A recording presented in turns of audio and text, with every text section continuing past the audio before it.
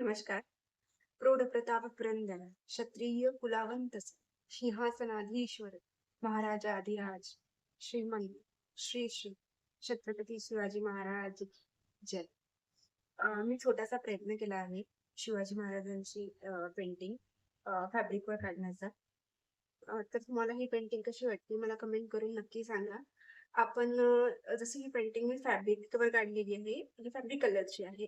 तर आपण कुठल्याही पद्धतीने काढू शकतो. जसं थ्रेड, रेशम थ्रेड या मोत्यांनी मोत्यांनी पण या आरी वर्क, आरीचे जे काही इन्स्ट्रुमेंट आहे, जसं मोती, जसं मणी मोती जे काही या टिकली वर्क वगैरे अशा पद्धतीने पण काढू शकतो.